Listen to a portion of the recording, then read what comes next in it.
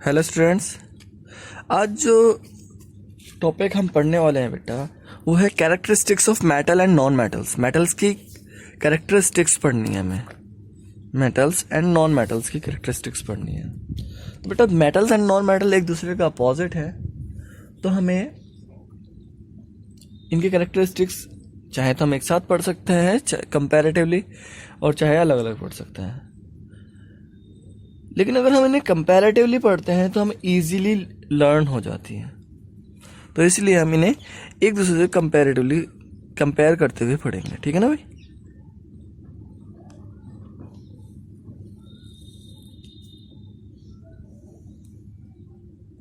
Okay, तो हम पढ़ेंगे यहाँ पर मेटल्स एंड यहाँ पर पढ़ेंगे हम नॉन मेटल्स के बारे में, और यहाँ पर होंगी इनकी प्रॉपर्टीज कि कौन सी प्रॉपर्टी हम पढ़ रहे हैं। ओके, जैसे कि हमने कहा यहाँ पर सबसे पहली बात करेंगे हम फिजिकल स्टेट की। ओके, तो फिजिकल स्टेट की हम बात करेंगे तो मेटल्स जो है ना जनरली सॉलिड होती हैं। Metals are solid. मैं अगर बात करता हूँ तो metals are solid. Generally these are solids. जितनी भी मेटल्स होंगी, चाहे आप आयरन ले लो, चाहे आप गोल्ड ले लो, चाहे आप पोटेशियम ले लो, सब की सब सॉलिड होती हैं एक्सेप्ट वन, एक को छोड़कर। किसे? मरकरी को। किसको छोड़कर? मरकरी को। यानी जितनी मेटल्स होती हैं सब की सब आपकी सॉलिड्स होती हैं मरकरी को छोड़कर। मरकरी की फिजिकल स्टेट होती है लिक्विड। क्या होती है? लिक्विड। देखा है आपने मरकरी? यस। हाँ, कहाँ पर? जो डॉक्टर का थर्मामीटर होता है या डॉक्टर का जो भी थर्मामीटर होता है उसमें मरकरी ही होता है जो एक्सटेंड करता है ऊपर नीचे। ये चीज समझ में आई? लेकिन नॉन मेटल की बात करते हो तो नॉन मेटल में भी सॉलिड, लिक्विड या फिर gas. Non metal solid, liquid, gas तीनों हो सकते हैं। सॉलिड कौन कौन से हो सकते हैं? जैसे कि सल्फर है, फॉस्फोरस है, आपका कार्बन है, सिलिकॉन है, दीज आर सॉलिड्स। लिक्विड की बात करें तो केवल एक ही मेटल है, नॉन मेटल है जो लिक्विड है। तो आपको ध्यान रखना है, लिक्विड केवल पूरे जितने भी एलिमेंट नॉन है, सारे एलिमेंट्स में केवल दो एलिमेंट लिक्विड्स हैं, एक तो मरकरी, एक ब्रोमीन। क्या नाम है इसका? ब्रोमीन। गैस, पूरी जितने भी एलिमेंट्स नॉन हैं उनमें एलिमेंट में 11 जो हैं एलिमेंट ऐसे हैं जो गैसेस स्टेट में होते हैं।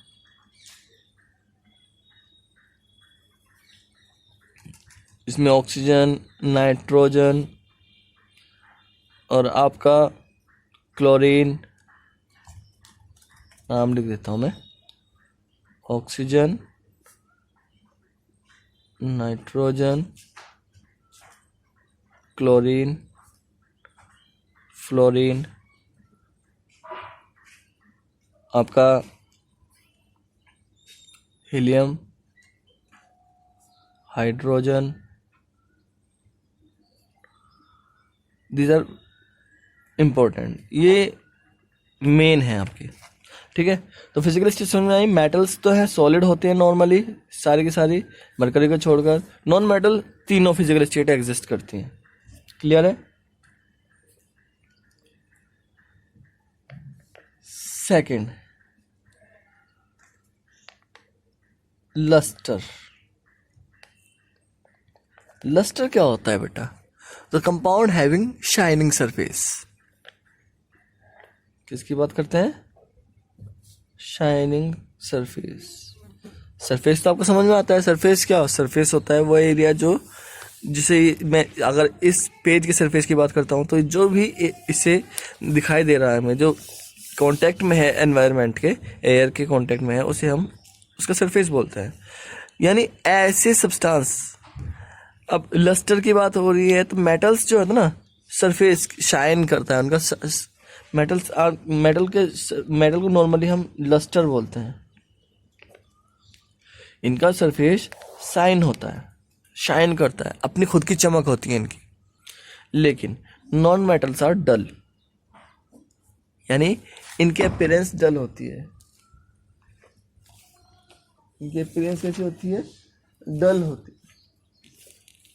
ठीक है।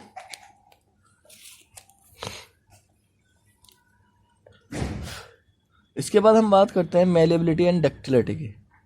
किसकी बात करते हैं? हार्डनेस की बात करते हैं। Hardness.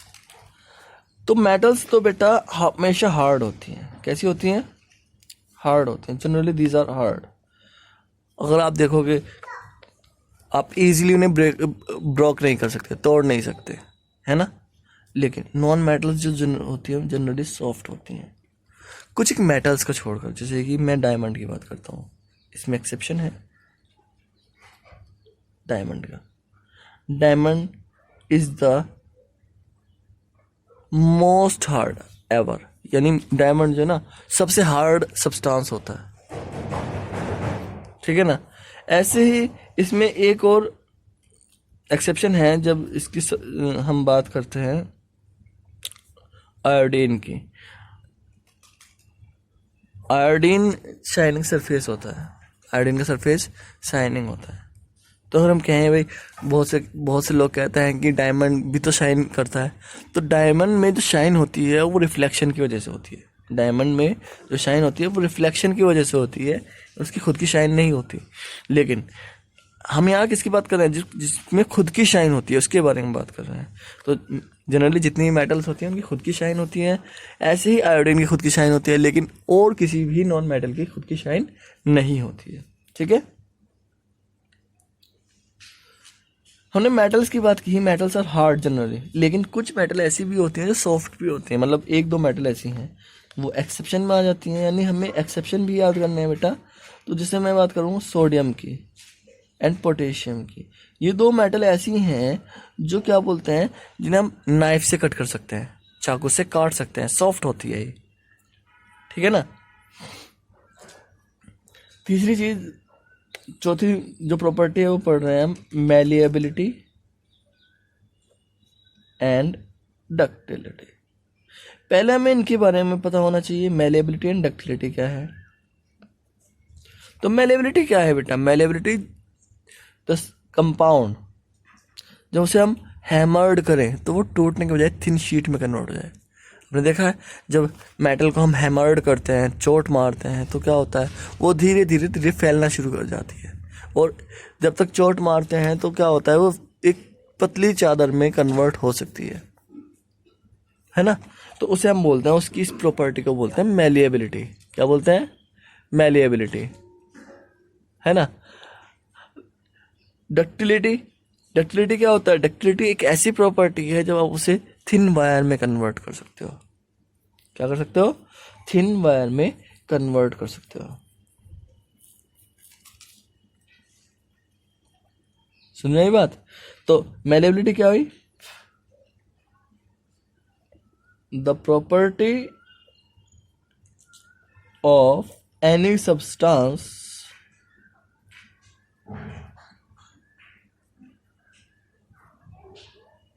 by which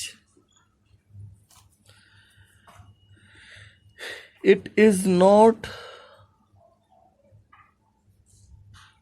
broken up on hammering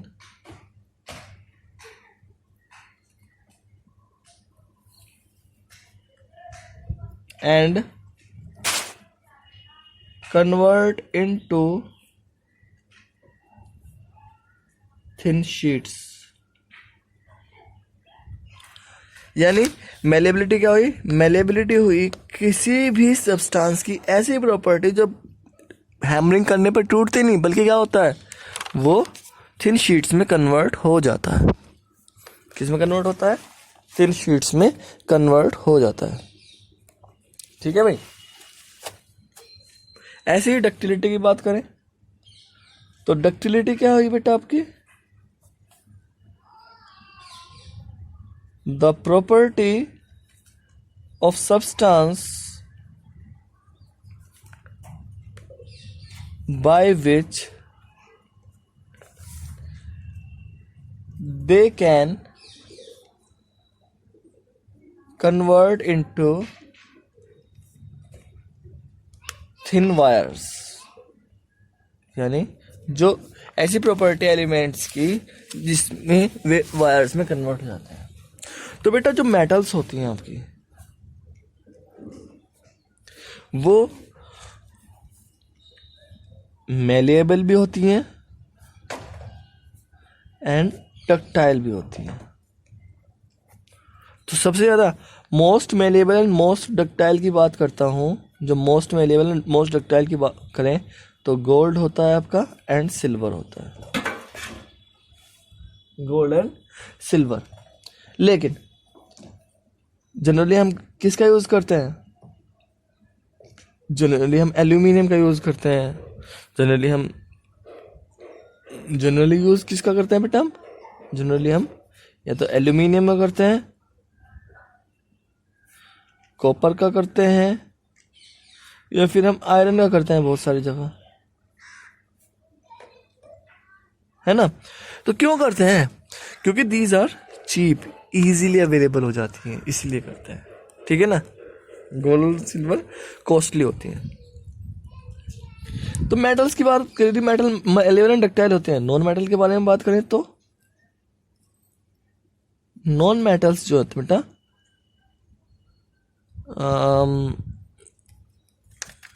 वो मेलेबल और डक्टाइल नहीं होती।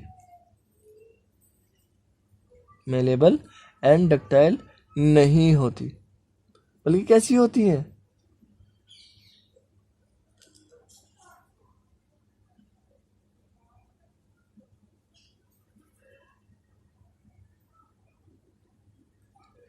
उनके लिए एक टर्म यूज की जाती है, उस टर्म का नाम है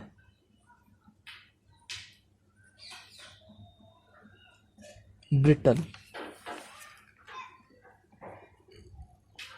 ब्रिटल नॉन मेटल्स कैसी होती हैं? These are brittle in nature. अब ब्रिटल का मतलब क्या होता है? On hammering they can be taught, जिन्हें हम चोट मारते हैं तो वो एकदम से टूट जाते हैं। लिख देते हैं on hammering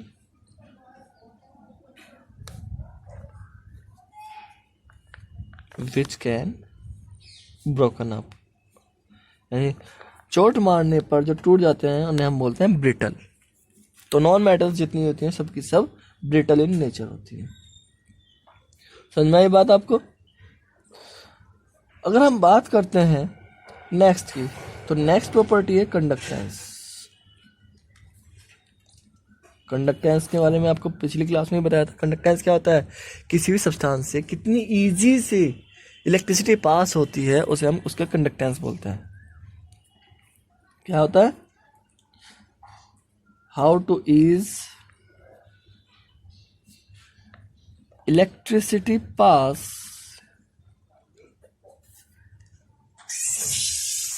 through a substance, उसे हम कंडक्टेंस कहते हैं। तो बेटा मेटल्स के बारे में बात करते हैं। Metals are good conductor.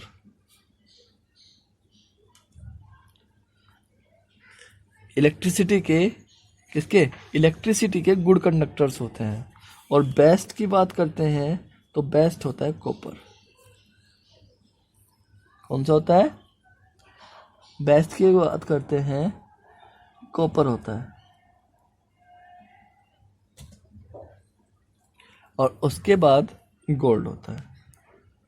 तो अगर हम बात करें, लेकिन जनरली जो हम वायर्स यूज़ करते हैं, वायर यूज़ करते हैं वो कॉपर के करते हैं घरों में। लेकिन जो बाहर होते हैं आपके, जो पोल्स पे खंभों पे लगे होते हैं, वो एल्यूमिनियम के होते हैं। क्यों? क्योंकि एल्यूमिनियम इजीली अवेलेबल है और सस्ती है कॉपर से। और एल्यूमिनियम थर्ड मोस्ट भी है। एल्यूमिनियम के बारे में बात करें तो एल्यूमिनियम थर्ड मोस्ट है।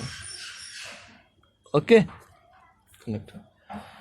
यही चीज़ अगर हम बात करें नॉन मेटल के कंडक्टेंस के बारे में भाई, कि भाई नॉन मेटल कंडक्टर हैं कि नॉन कंडक्टर हैं, तो ये दोनों ये बैड कंडक्टर कहलाते हैं।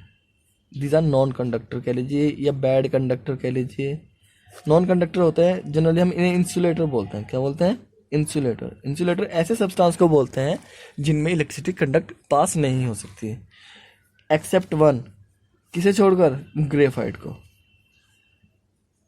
एक्सेप्शन है इसमें ग्रेफाइट। ग्रेफाइट जो आपकी बैटरीज में यूज़ होता है, जो आपकी पेंसिल होती है लेड पेंसिल, उसमें जो निब होती है वो ग्रेफाइट की होती है, वो गुड कंडक्टर होता है इलेक्ट्रिसिटी का। मेटल्स की बात करें कि मेटल में कौन बैड कंडक्टर है, तो मेटल में बैड कंडक्टर जो होते हैं बेटा, या पुअर कंडक्टर जो होते हैं, वो लेड और मरकरी होते हैं। कौन कौन से, लेड एंड मरकरी, इनकी कंडक्टेंस सबसे कम होती है। बाकी सही मेटल्स की कंडक्टेंस अच्छी होती है, सबसे ज़्यादा कॉपर की होती है, देन गोल्ड की, देन एल्यूमिनियम की। वायर हमारे एल्यूमिनियम के बनाए जाते हैं। ये दोनों लेड एंड मरकरी जो है पुअर कंडक्टर होते हैं, बहुत कम कंडक्टेंस शो करते हैं। नॉन मेटल्स जो होते हैं उन्हें बैड कंडक्टर कह लीजिए, नॉन कंडक्टर कह लीजिए, या इंसुलेटर कह लीजिए। इनमें ग्रेफाइट जो है वो आपका बेस्ट कंडक्टर होता है, ठीक है। ग्रेफाइट बहुत अच्छा कंडक्ट करता है इलेक्ट्रिसिटी का। अगर हम बात करते हैं नेक्स्ट जो है बेटा आपका, वो है टेंसाइल स्ट्रेंथ। नेक्स्ट जो प्रॉपर्टी है वो कौन सी है, टेंसाइल स्ट्रेंथ। तो टेंसाइल स्ट्रेंथ क्या होती है, टेंसाइल स्ट्रेंथ होती है जब हम किसी चीज़ पर वेट रख दें और वेट रखने के बाद वो उसे टूटे ना, उसे वहन कर ले, उसे हम टेंसाइल स्ट्रेंथ कहते हैं। यानी इसे मैं बोलता हूँ वेट होल्डिंग कैपेसिटी। क्या बोलता हूँ, weight holding capacity of elements. Okay, तो मेटल्स तो कैसी होती हैं, हाई टेंसाइल होती हैं, ओके। जबकि नॉन मेटल पे हम ज़्यादा वेट नहीं रख सकते, ये नॉन टेंसाइल कह लीजिए हम, इनकी टेंसाइल स्ट्रेंथ कम होती है, ओके। तो नॉन मेटल्स आपकी कैसी होती है, नॉन टेंसाइल होती हैं, और मेटल हाई टेंसाइल्स होती हैं। तो सबसे लास्ट में आता है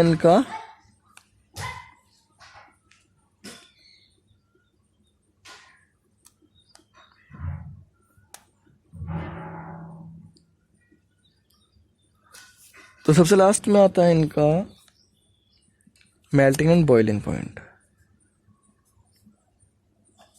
मेल्टिंग एंड बॉइलिंग पॉइंट, इनके बारे में आपको पता है। तो मेटल्स के बारे में बात करें, मेटल का boiling point and melting point बहुत ज़्यादा हाई होता है, जबकि नॉन मेटल्स का लो होता है। दैट्स इट, आज के लिए इतना। Thank you.